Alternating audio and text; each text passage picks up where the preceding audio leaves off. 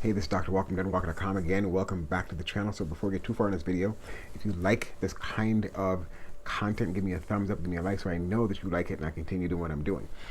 Anyway, I want to talk a little about metformin today. Some things that many doctors don't talk about, and I just thought I'd put some words to it, just kind of keep things in perspective for you. So metformin is sort of a first-line drug that has been approved by FDA to say this is the first drug to use to treat folks with diabetes, type 2 diabetes specifically.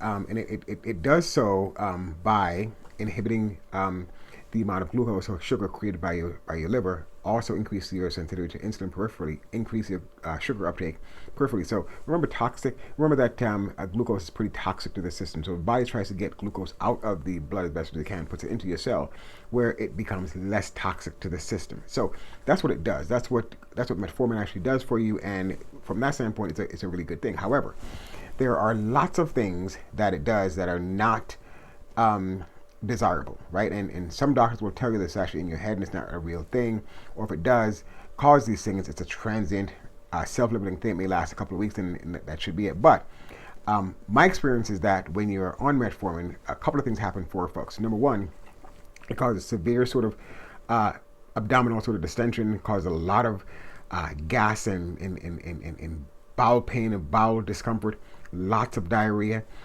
It causes a couple of other things which are even, in my mind, more concerning long term. So one thing it does is it prevents or inhibits the amount of B12 that's actually in your system, whether that be an absorption issue or it's just not being absorbed very well.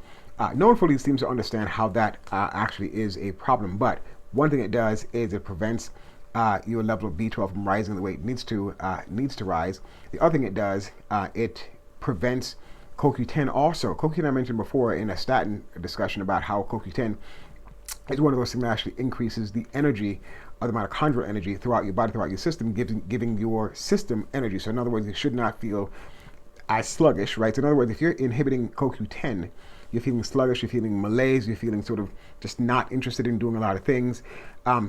You're fatigued, you're chronically fatigued, you can't sleep very well. Same thing with B12, right? So B12 is going to prevent sort of the peripheral neuropathy thing that we talked about before. So all those numbness to get in your legs sometimes, or tingling in your legs sometimes, maybe a B12 disorder deficiency.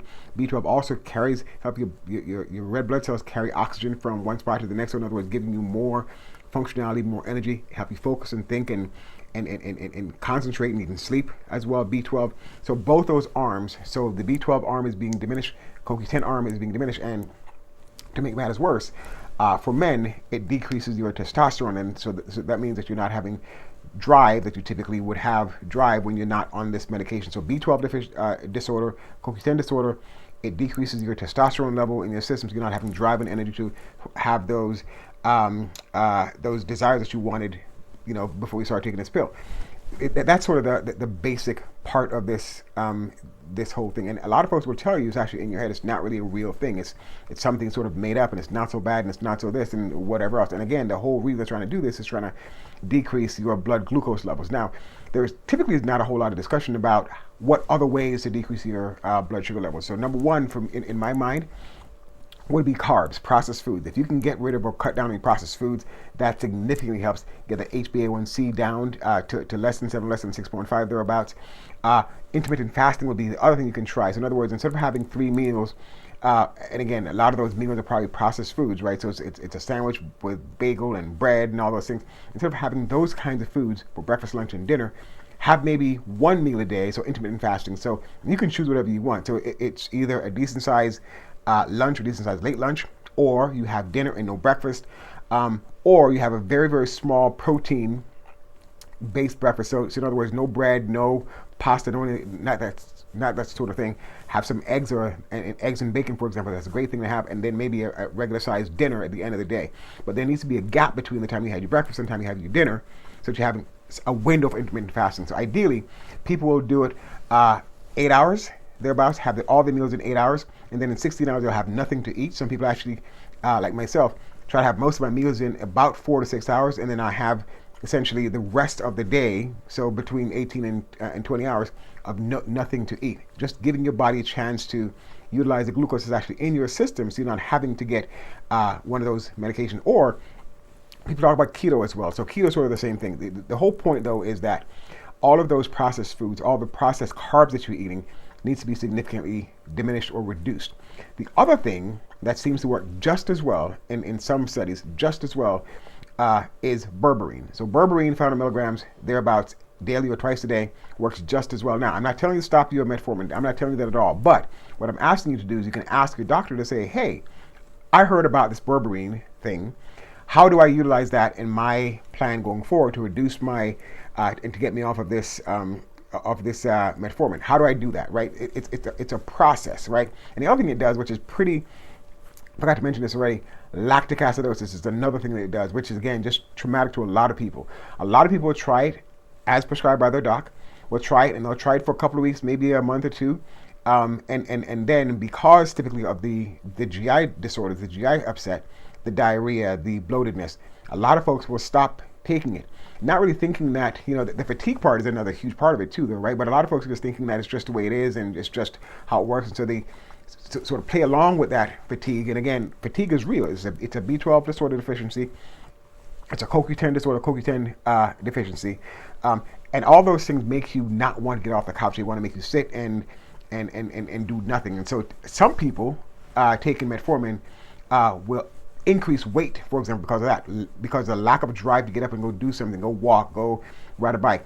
Because of that, you can gain a little weight. It doesn't happen in all individuals, but it can happen to some individuals where because you're not feeling or energized to do anything, you sit on the couch, you watch TV, you're not feeling like doing anything. You end up gaining a little bit of weight because of that. But the point I'm trying to make is that there are other things you can try. Intermittent fasting is one thing you can do. You can try keto if you like. You can try berberine, 500 milligrams, either once a day or twice a day, and see kind of where that goes. But bigger thing on that, and they'll tell you this as well, the biggest piece of that, though, is what you're eating. So processed foods, carbs, not your friend, right? Once you have the diagnosis of diabetes, you really should consider taking processed foods, all those carbs, the rice, the bread, the pasta, the cookies, the cakes, all of those things should either be reduced significantly or come to a stop altogether, because they're watching that HbA1c level, and if it does not trend down in the appropriate way, they'll continue to add more of that metformin on your list. So you go from 500 milligrams per day to 500 milligrams twice a day, then it's 1,000 milligrams a day, and to 2,000 milligrams a day. All of it just keeps going up and up and up and up, because what you find is that as you're gaining weight and this thing becomes less sensitive to your system, you need more and more and more, which means then all of that fatigue you had before, the fatigue, the malaise, the discomfort, the bloatedness, the diarrhea, all of those things just get worse. And then you become so far from what you used to feel like, i.e. feeling good, to now you're so far out of the main for you that you forgot what feeling normal or what feeling good is all about. And that's what I'm trying to remind folks of. Once you're on these meds for so long, you forget what you felt like before you started the med, and you continue to get to a point in your life where you feel like doing absolutely nothing. So no sexual desire, no need to get off the couch, no need to go walking, no need to go golfing, no need to play with the kids. All those things are way behind you now in the rearview mirror, because you're taking a drug that is designed to prevent B12 uptake, prevent CoQ10 from functioning the way it needs to function. All of those things, not good, right?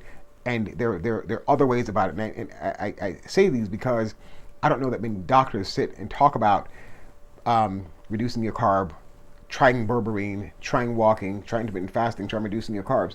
I'm not quite certain that that's a conversation that happens a lot, which is the reason I'm bringing it up for you. Anyway, thanks for listening, Dr. Walker.